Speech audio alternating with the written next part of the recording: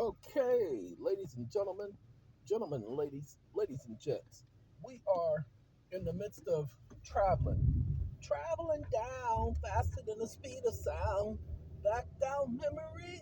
Okay, and and we are traveling down the mountain. I am 1,900 feet above elevation.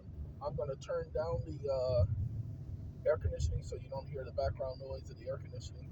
I have Bluetooth headset this time, so it's able to pick up my voice. My regular headset doesn't work very well with the screen recorder or the handheld device. That being the case, we gonna work very well this time, okay? With the handheld device. Ladies and gentlemen, there are a couple of situations I think about all the time. You see, I'm going after um, see, I gotta be careful about the words I use because they like to use my videos against me because they think that what I'm saying on here is legitimate. Oh, forget them ignorant mother. Excuse me, ladies and gentlemen. My videos are not testimony. They cannot be used as testimony, and that's what people need to understand. When you are saying something in public, that cannot be used as evidence of your intent. Why? Because you're not under oath. People say things all the time and they don't mean exactly what is being said. Oh man, I didn't mean that. No, that's not what I was saying. You hear that all the time, right? The courts know this, but they know this. You guys don't know this. I was speaking with a guy, young man today. I can't just call him a guy because I actually consider this one to be comparable to a friend. And he was telling me about he has a friend who English is not his first language, and his friend went into court. And while they're in court, he's helping his friend with the case. Judge is asking him questions. He's telling his friend what he should say, and the whole process is going on. And he's calling me, and I know he's calling me because he needs some insight. I know that, but he's afraid to tell me he needs insight, and that's okay. He doesn't want me to think that he's using me. And this one, nah, I would never ever get the impression that he's using me. He tries to help too many people, so no, I would never get that impression. And I expressed it to him, but people they only hear what they intend to hear and don't want to hear. No, man, that's all right. Because sometimes when people say, "No, man, that's all right," they don't really mean that's all right. They're meaning then don't do it again. And so he doesn't know how to perceive it. And it's not my job to tell him, "Oh no, no, no, no, don't perceive it that way. Perceive it this way." No, because he needs to think about it, just like everybody else. All right, let me explain the other thing. Another individual who has got some own personal problems, some health issues. He texted me and then he called me, and I told him, "How many times are you going to call?" He's like, "I haven't called you today." I said, "But you texted me. I will get back with you when I can." I didn't answer because I can't answer the phone. Ladies and gentlemen, you all will find out I answer my phone. But I was in the middle of a conference call helping the people with data mass because we had a meeting today. I was running late anyway, and I had already had a couple of issues that I had to take care of, including preparing for this trip that I'm making now. I answer my phone, especially when I can and if I can.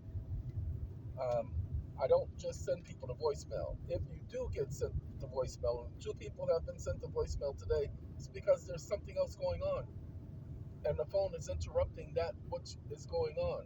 So that means I will either call you back or you'll have to take the chance on calling me back. So glad I got that out of the way. Well, let's get back to the court thing. Uh, that second individual has some personal issues, and he's calling me and trying to make me emotionally feel compelled to help him. I don't care about your health issues, people. I have my own health issues. I have my own issues to worry about. So don't think that you can tell me about your pitiful and sorrowful state. Yeah, yeah, yeah, yes. I pity people. I have pity for people. No pity parties, but I do have pity for people and their situation, their plight. Okay, but as I tell every Jehovah's Witness that comes to me and asks for help, Jehovah's supposed to be their stronghold, their rock, their crag, their shield, their arm, their strength, their salvation. Okay, these are.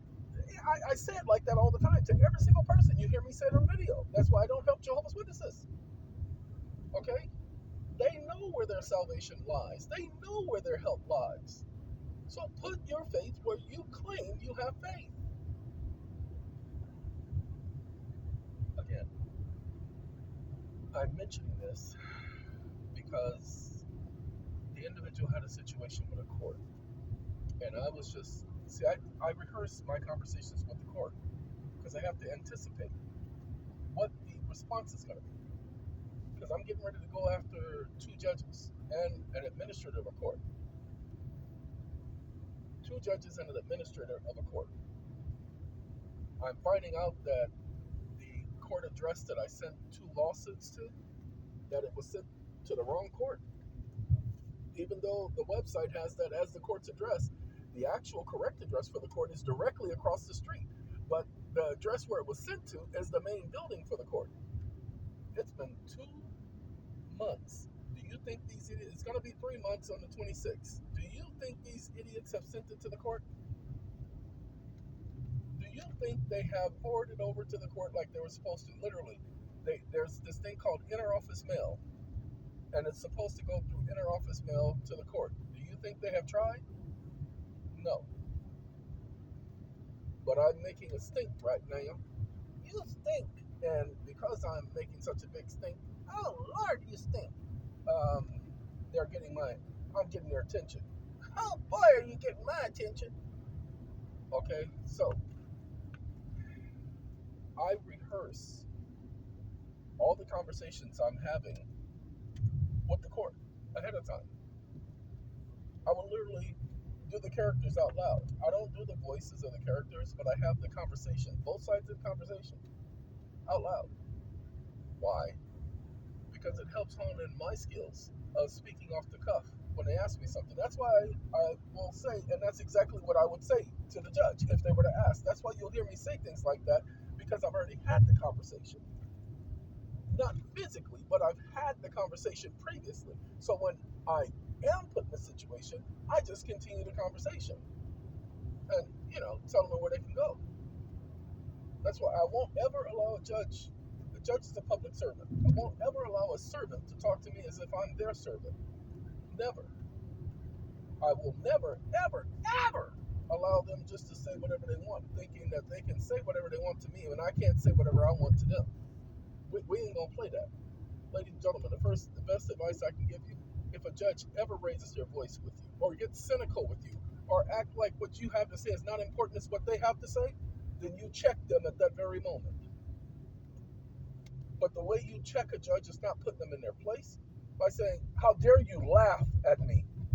That's how you do it. I didn't laugh. I just said, no, you laughed. Your cynical comment shows that you think what I'm saying is humorous and isn't important. That what you say is supposed to be important. I'm supposed to take it as if it's important, but you don't have to take what I say as important. As if what you say is better than what I say. As if what comes out of your mouth is law. You must be out of your mind. That's how you talk to them. You check them at that very moment. Everything from that day on, the case changes. See what's happening? They usually have a stenographer typing what they say, but doesn't type their personality, doesn't type their laughter, doesn't type their yelling, doesn't type their screaming. I told you, with the case dealing with Francis, what I did is I documented the judge yelling and screaming and spit coming out of his mouth from the platform. All they did was went back and looked. Not only were there other complaints about him doing this, but hold on now, there were witnesses to this. And so all they had to do, because look, if that judge is yelling and screaming at this, at the time, mid 60-year-old woman, and he's yelling and screaming at her, who's no threat to him, then how many other people have he done this to? And how many of the staff of his court has he done this to?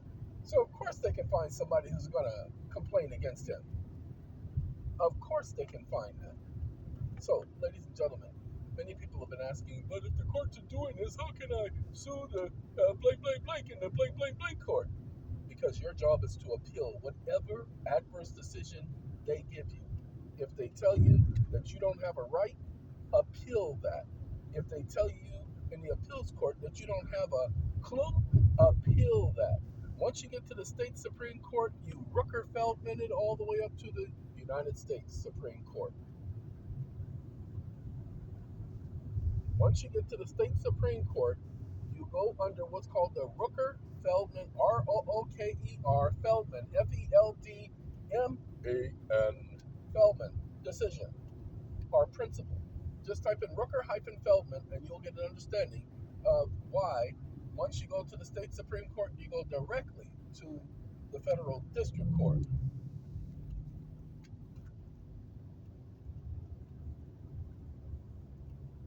Sorry, this is a two-lane highway.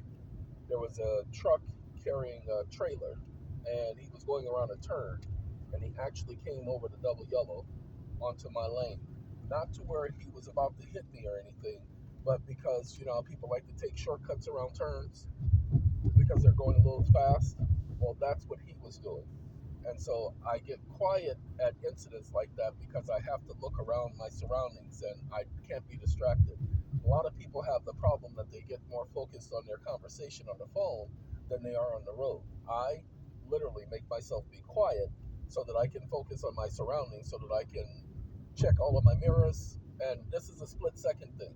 So while that happened, not only am I doing the 6 point check, a lot of truck drivers do a 3 point check. I do a 6 point check. I do the 3 point plus the 3 point backwards. So I do a 6 point check of the mirrors to make sure what's around me so that I can have a way out. I've been doing this too long, okay? Been doing it too long. Driven trucks, driven heavy equipment, driven buses, been driven and driving, and that's all I've been ripping and running. And I don't even know why my parents used to say ripping and running, because I ain't never ripped anything.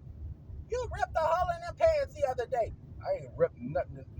Just go sit back and shut up. Sorry about that, ladies and gentlemen. Always in the car, always around me. I can't get rid of them.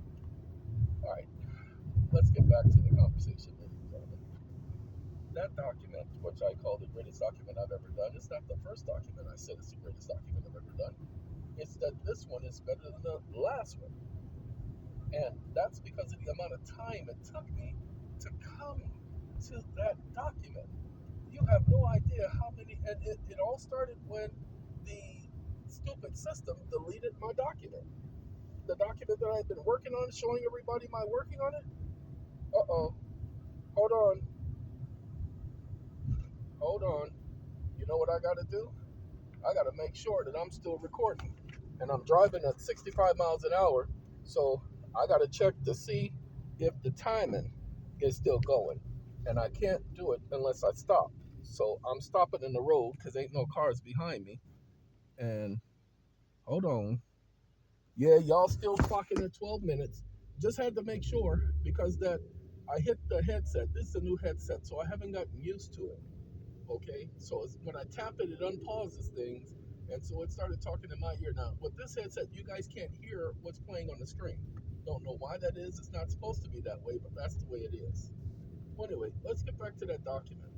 Ladies and gentlemen, that document, let's say, and those who were incarcerated, by all means, take the case, sue the case, and sue the bond number for the judicial officer, sue the bond number for the prosecutor. That's 3 separate lawsuits, people.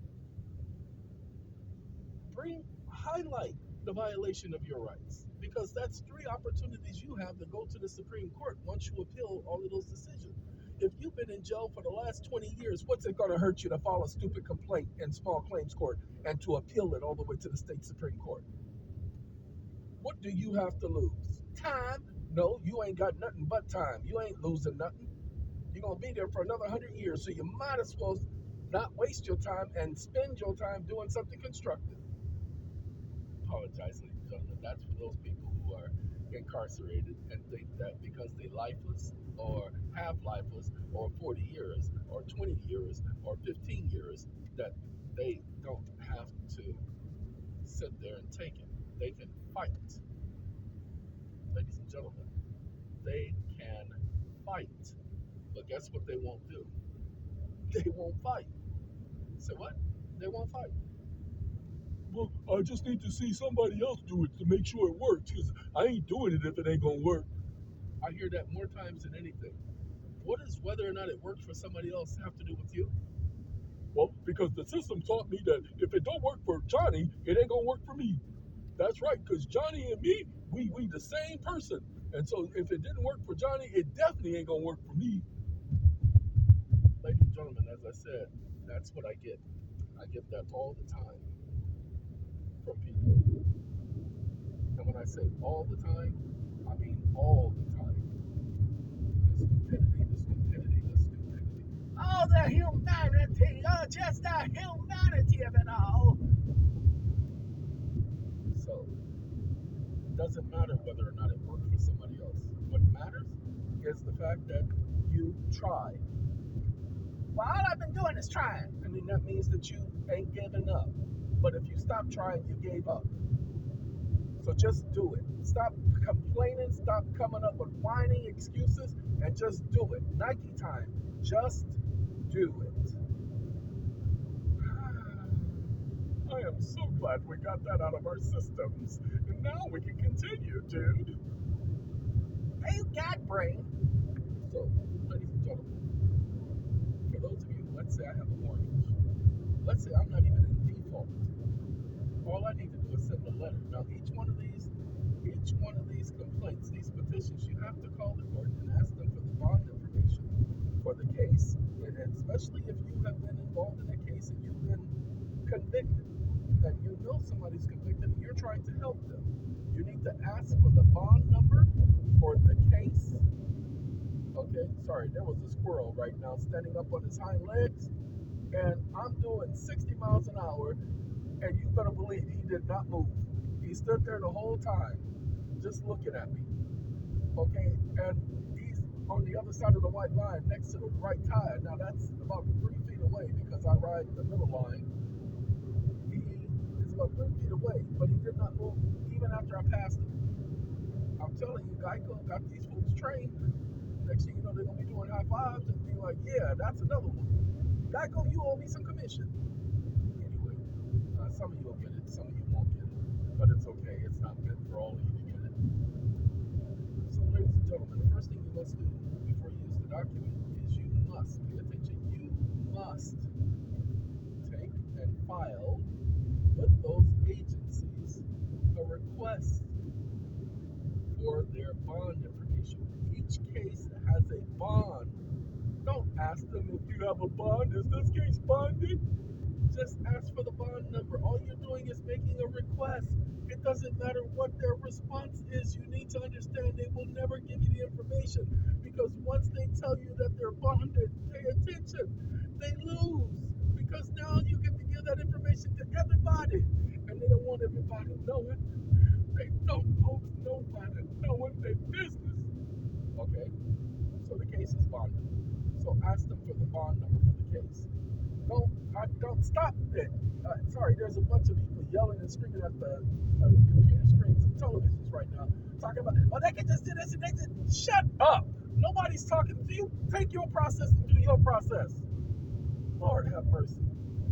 Sorry, the first thing they want to tell you is to get the bond information. You can just do this and just do that. Nobody's talking about getting the bond information. I said create a request for the bond information. You need a reason to be able to go into small claims court. You need to be able to say they did not provide it for you when they had a duty to provide it. Lord have mercy.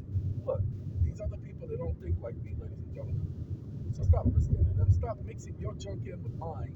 Okay, you don't think like me. So stop thinking that you can just add whatever you want to the mix and it's going to work. I don't operate that way. There is an art to my madness. All right, let's get back to the conversation. I'm sorry to interrupt us. Ladies and gentlemen, what you're going to do is you're going to simply make a request for the information. Again, it doesn't matter what the response is. They're never going to provide it for you. And because they're never going to provide it for you, that's going to be your way in to the... Got to turn that air back up, ladies and gentlemen. It is hot out here. Okay, over 70 degrees, and that sun is hitting the side window, and it's saying, you think you're going to sit here and have that window up and think, man, okay, you go ahead and play with me. That's what the sun is saying. The sun is just looking at me smiling, talking about, oh no, it ain't going to be that type of party. It's going to be this type of party because it's LA. It's getting hot in here. Okay, ladies and gentlemen, After you send a notification, you're going to wait 14 days. Your notification says, hey, you got 14 days, 14 calendar days. Calendar days. Like Marie Calendar, who just said they went out of business, but they really didn't go out of business. Yeah, them kind of days. You got 14 calendar days to provide this information. Within those 14 calendar days, you go and you document the fact that they didn't provide. And that they violated your right. You have a right to file a claim against them for violating your rights. Just that simple. You document a couple of rights. You don't have to document 100, just 2 or 3. Because that's what you're suing for violating your rights. 2 or 3 of them only. Make sure you only list 2 or 3 because you need to be able to come back and get their attention. You need to be able to come back. Sorry about that. That's my getting a signal for the area that I was in. Okay? That's mine getting a signal. And I gets a signal and that lets me know all the little people that's trying to contact me through all the little notification bells. Alright. So now that you have proof that you tried to communicate with them for that number, they didn't give it to you, you're going to bring up 2 or 3 rights violations, or if there's a particular act of Congress like the Fair Debt Collections Practices Act and the Fair Credit Reporting Act, you're going to pick up the violations that are usual with those, and you're going to file it with that as well. And there you go. That's your small claims lawsuit. 2 to 3 claims at a time. Do not bring the whole kitchen sink into one case. This is not a regular lawsuit. This is a basic lawsuit, the most fundamental of all lawsuits. This is like the kindergarten of lawsuits, okay? You don't give them algebra and calculus in kindergarten. We ain't there yet. I don't know why people think they gotta just do everything all at one time. No, you do simple things at the beginning. Why? Because it's a simple process. You only do simple things for simple processes. Why do you want to do complicated things for simple processes? It's a simple process, so keep it simple. Simple, stupid, simple, stupid. Simple, minded. Okay. I'm so glad we got that out of the way. Same thing for mortgages. You send a notice to the bank, say, hey, Mr. Banker, I know that you're required to be bonded because you're handling monies, and you're handling a lot of money, so I know you got to be bonded. That means that I know you got a bond number associated with my account. So I just need that information, and I need the address associated with that, and the name of the company. That's all I need. Okay? Oh, by the way, you're required by law to provide that information to me. All right? Hey, don't worry about it. Peace out, G. Oh, your company policy and the policy that you have with the insurance company. Oh yeah, that there says you better give it to me. You know what I'm saying, mother? Okay, that's all I'm saying. You know, that's all. So go on now. Give me my stuff that I ain't got no time. I ain't got time to be playing with you. That's what you're telling me. Just that simple. I really do need y'all. Some of y'all are not gonna understand. Some of y'all should understand, and I'm hoping y'all understand. I just need y'all to understand it's simple. It's not complicated. Many of you guys want to make this complicated. Stop making things complicated. It is not necessary to make it complicated. Student loan. Okay? Student loan. Auto loan. Same thing. Ask for the bond information. Once you ask for that information, ladies and gentlemen, don't worry about it. They're not going to provide it to you. Why are they not going to provide it to you? Because now you get to file a claim. And either way, you still get to, once you file the claim, you still get to file the suit against the bond and the bond insurance company. Come on now. But this is a catch-22 process, people. One way or another, you get to file your lawsuit against the bond and the insurance company. So even if they did claim to provide that information to you, you still get to sue. Okay? Sue. That's it. That's how simple it is. Student loan, car loan, home loan, and any other interactions with government, such as IRS claiming you owe money and they want you to go through the administrative process, take them through the administrative process of small claims lawsuits. Ain't no more letting the IRS commissioner make no decision for you. Like I told them, they want to say they need some more days because they need to investigate. Well, fine, investigate me, mother, but I want my hearing. I have a right to a hearing. You guys will give me my hearing. I ain't got time to be playing no games with y'all. No, we're going to make this into something because we ain't going to stop because I ain't got no time. No stopping. no stopping. Ain't no stopping us now. Anyway, now, ladies and gentlemen, this I started talking to you guys about 10 minutes after I started this drive. And because I started talking to you about 10 minutes after I started this drive, I am about 15 minutes from the city. That's how long it takes for me to get to the city. Okay? It's just that type of party. Even now, I got cars wanting to speed up to jump in front of me because I just had to make a turn. Um, for whatever reason, everybody else is in a rush. Speed limit is 55, I do 60. Now, technically, I'm doing 65 because the rest of the traffic is doing 65, but I do go to speed of traffic until it becomes unsafe. Then I will drop it down. Okay, but right now, they are doing 65 easy on both sides of the street, and the speed limit is supposed to be 55. I have not seen the police give a single person a ticket on this highway. I haven't seen any accidents on the highway either, but it ain't like they can't happen. Right now, the cars that I said were doing 65 have just broke the speed down to 50. And that's because one car is on another car's bumper. And he's going slow because he doesn't appreciate them being on his bumper. And I mean, he's really going slow. Uh-oh. To the point where we just stopped. And he did that on purpose. He was making a turn, but he purposely did what he just did because he didn't like the fact that the other car was on his bumper. So he came to a complete stop and took his time turning. And the other car is now doing 70 again. Yeah, it's a wonderful world that we live in. I really understand. All right, so ladies and gentlemen, in a nutshell, this document that was put up, the greatest document ever made by that I put up, I'm just gonna let you know that all you gotta do is try it. Everybody's afraid. Well, you shouldn't be going into their courts. That's not their courts. That's your court. It's called the People's Court. That court belongs to you. It doesn't belong to them. That's your court. Okay? That belongs to you. You own that court. Okay? That belongs to you. That is your court. And because it is your court, you're going to sit up there and learn the rules of your own court. Because you got to play by the rules. Even though it's your court, you got to play by the rules. Okay?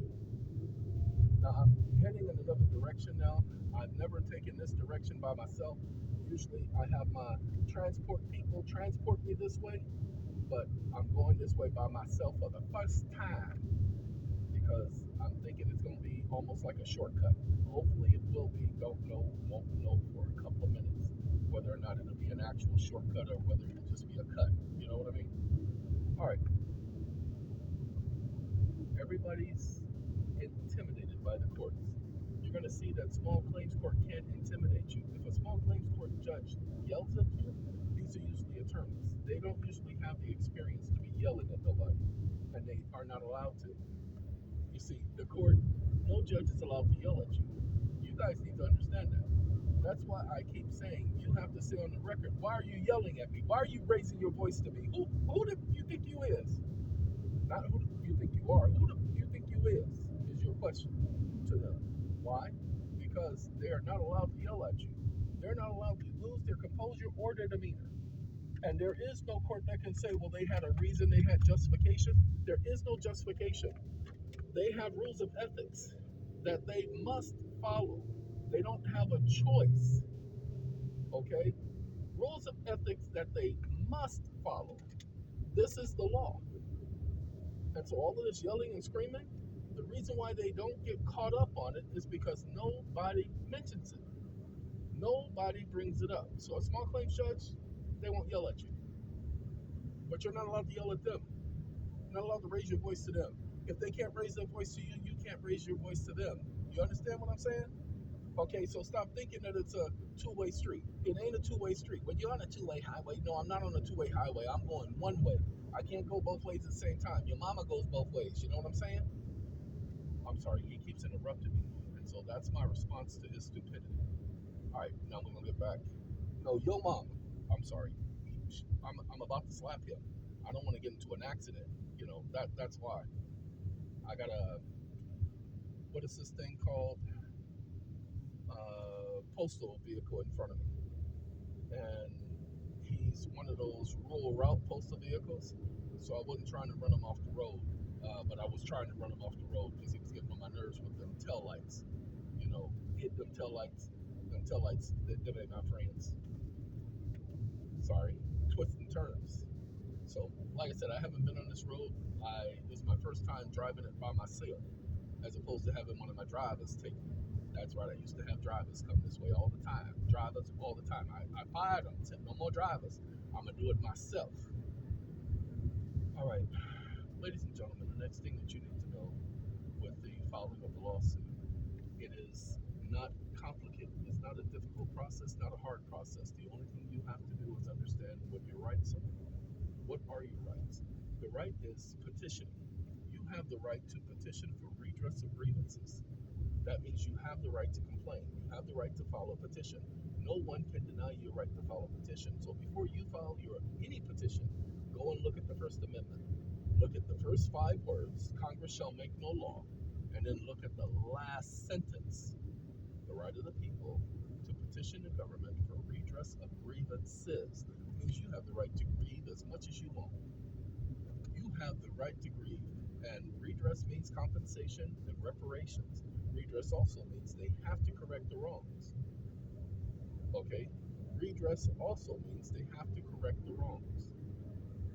Now, don't do like I did. When I first learned about this, it took me a while to study and research it. Y'all need to just understand what's being said. Okay? Just understand and then do Nike. Just do it. Just do it. File your petition and do your petitioning for redress of grievances, for them to correct whatever wrongs that was done to you. But in small claims court, remember, you're only bringing up a few wrongs. You ain't bringing up every wrong. Only bringing up a few wrongs. Sorry, that was stupid. It was the caution cones letting us know to get ready to slow down, and then there was nothing to slow down for. There was nobody working or anything. I think they just wanted people to slow down for that turn because it was a sharp little turn in the middle of this 2-lane rural route highway. I probably won't take this again because it is too short. Not like too short, EM40 too short, but it too short. Okay, just too short. So I probably won't take this route again. I probably will take another route in the future. But for right now, it works. For right now, it works. And after I come to my little 4-way stop sign, I can get back to doing 100 miles an hour. Oh, this is the trip you guys are taking with me. I told you it's going to be about another 15 minutes. So this is me going into town. This is how long it takes every single time. This is my 4th time having to come this week. I don't want to be here. It's just I got a piece from Home Depot that I couldn't get any help on, so I got the wrong size. It's about to rain 5 days in a row. I don't have 5 days in a row patience. So I have no other choice. I can't come tomorrow because the roads are going to be wet with mud because my roads are dirt roads. So I can't come tomorrow because I don't feel like having to wash the vehicle again. I just washed the vehicle yesterday. Went through a car wash. Why you got that car wash? You know it's going to rain because I wasn't planning on leaving the house. You ain't going to say something again. Sorry. I apologize. Yeah, he's starting to get on my nerves, and I'm about to introduce my nerves to him in a minute, so he understands. Because right now he acting like he don't understand, and yeah, he looked like he wants to try to say something, and I'm about to pull over to the side of this road and make sure he understands. Say something again, and we're gonna come to an understanding. After you file your document in the court, you don't want to be worried about too much about subpoenas or anything like that. But if you want to subpoena the documents, once the case is filed, get a subpoena from the court. The clerk of the court is going to sit up there and give you a hassle about getting subpoenas because they don't want to give you subpoenas. Now, they by law must give you a subpoena. Okay, if you ask, they don't need to give you 2 or 3. They're only required to give you 1. You take that subpoena and copy